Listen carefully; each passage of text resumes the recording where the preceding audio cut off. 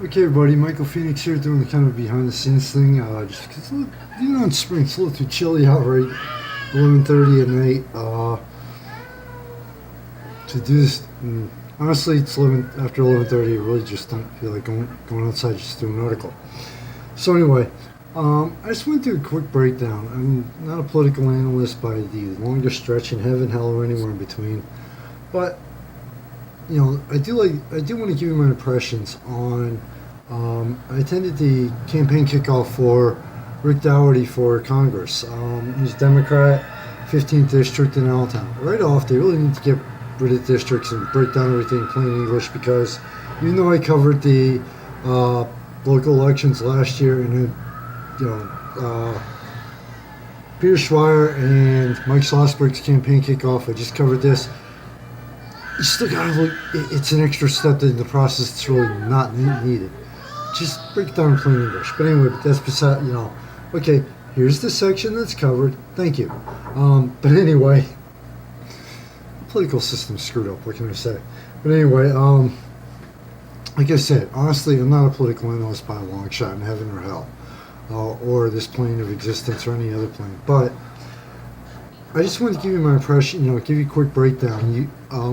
Hopefully, before you view this, you watch the actual videos of the campaign kickoff and what Rick and other people said during that event.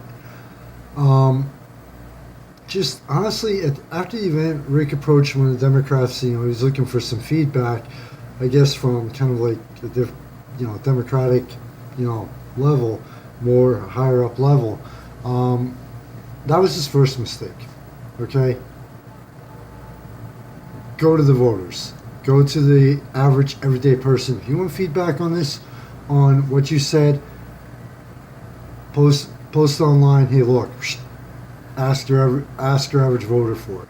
It wasn't a mistake, but it was kind of okay. You're going to someone who's involved on the political side of things. It didn't make sense to me. But even before that, during and please check the video. The coverage of the event is basically straight through with a quick break just for attention spans. I'm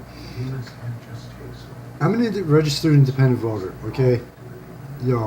So whenever I cover these events, I look at it from doing my job for the as a member of the media, but also as an independent voter of, okay, can you get my attention? Can you get my support and my vote? Honestly, I'm not going to say whether he did or whether he didn't, but honestly, he focused, he covered a few, when he was speaking, he covered a few major things like, senior citizens, but the main thing he focused on was jobs. Jobs. That's great. That's one of the main issues that, hot topics right now. But he put, maybe I'm wrong. When you look at the videos, please correct me if I'm wrong here. I will gladly admit it. He focused too much. He talked too long about that, number one. Number two, he was talking about Mexico and China, and everything else. But yet, it's almost like he didn't realize that those are different cultures. Okay, our jobs went to China, our jobs went to Mexico. And it's almost like he's not really in today's society and world, the technological, and he's not looking forward to 10, 20, 50, 100 years down the road, the world that we probably be living in, which is a global community and a global environment. I mean, we've already accomplished that online, but in the true offline reality, it's almost like you can't quite get that concept that everything we do in today's world is setting up the future for generations to come, where they migrate into a global community. And taking a major step beyond that, we're looking at setting foot on another planet realistically within the next 10 to 20 years. So, we're finally hitting the point where we're actually seriously looking at going off this planet. Humans going off this planet beyond the moon, which is another major step. And to do that, we have to unite as a global community to truly accomplish, these goals in the true, I'm sure other, whether you believe it or not, other species out there to accomplish the next step in our evolution of going off this planet. So it almost, like I said, I don't want to drone on and on here, but it almost seems like he didn't quite grasp that concept of, the global community, a global market, a global environment completely as far as it pertaining to the present and the future. I'm not talking about next 2017. I'm not talking about 2018. I'm talking about generation, 15, 25, 50, 100 years, generations down the road. It almost didn't seem like he completely grasped that. And also, when he was talking about China, when he was talking about, the minimum wage in Mexico, I wonder if he realizes that for the most part, Mexico is a country controlled by drug lords. There's several sites, look it up on the news. China, is a completely different culture. It's communist, So, it's almost like he didn't also mention that, hold it, hit the brakes here. Yeah, I'll mention this quick, but that, I'll talk for a minute or two about these two countries, but that's it. Bam. That's it. Bam. I'm going to move on because these are completely different cultures than here in the United States. Completely different societies, completely different governments than here in the United States. And another question that was that was raised in my mind was, along these lines, it's like, okay, all these jobs left. Well, the jobs that left were manufacturing jobs, which, number one, we're in 2016. 10 years ago, I thought almost all the manufacturing warehousing jobs by now would have been automated, and a lot of things would have been done by robots. So, here's another thing. Okay, as the automation slowly starts taking over, is he going to, not only Rick, not only,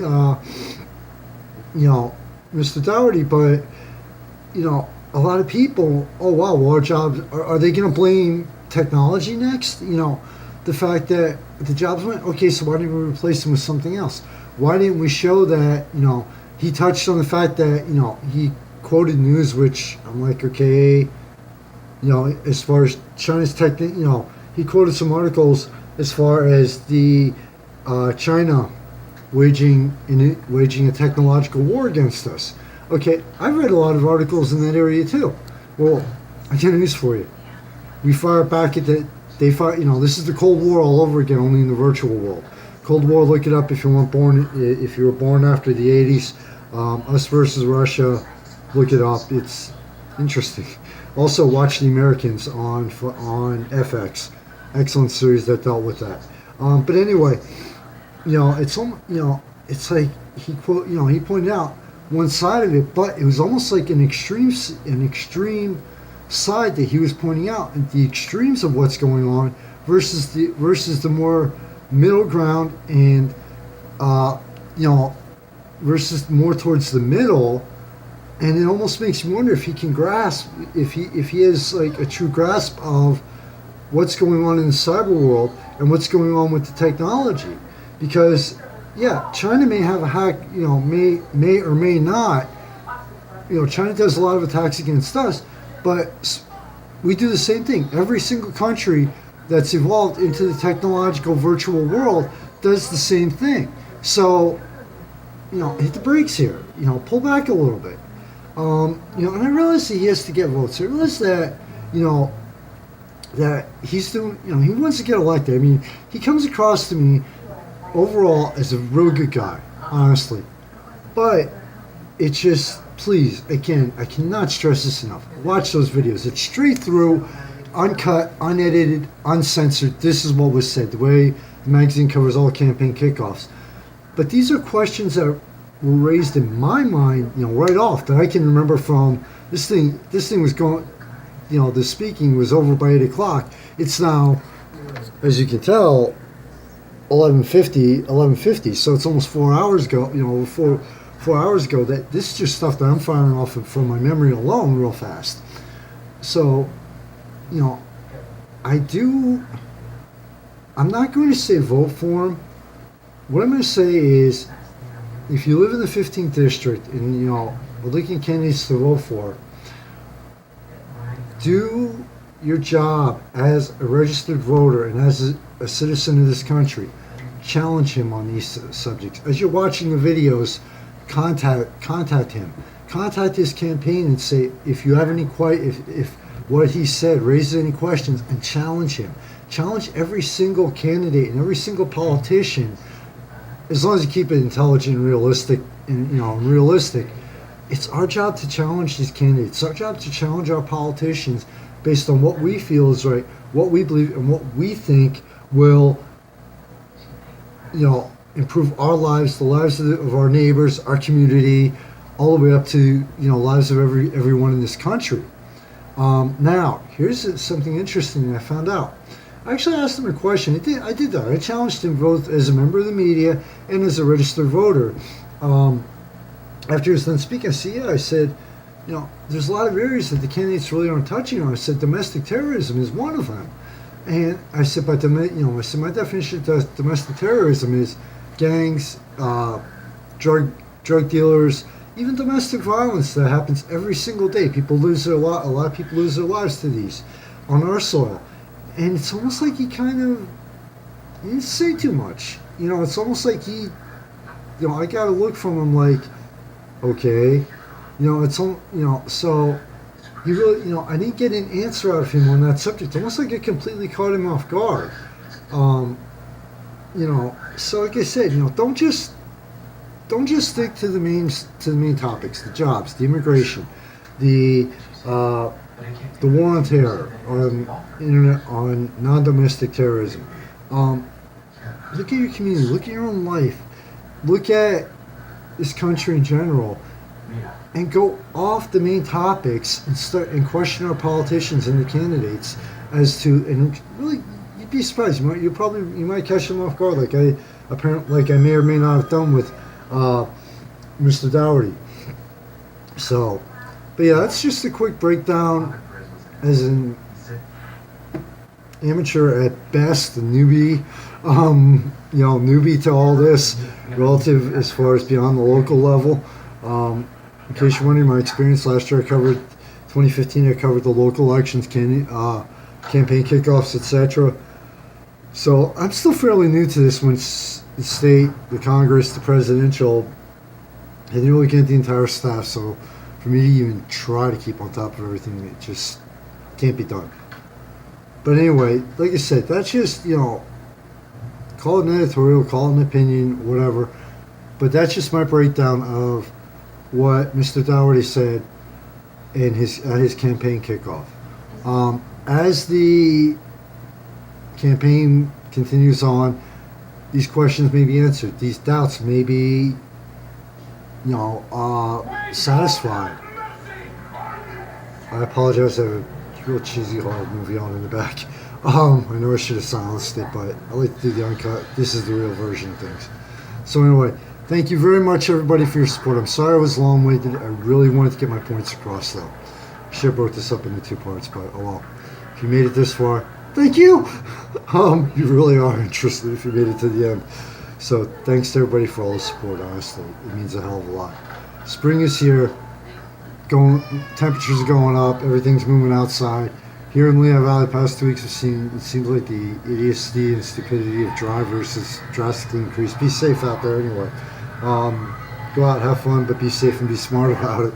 And to the magazine sponsors, Team Worldwide, Forrest One, Towing and Auto Body, my father, the Chocolate Lab in Bethlehem, Sam Yoder, Public Adjuster, an old friend of high school friend of mine, and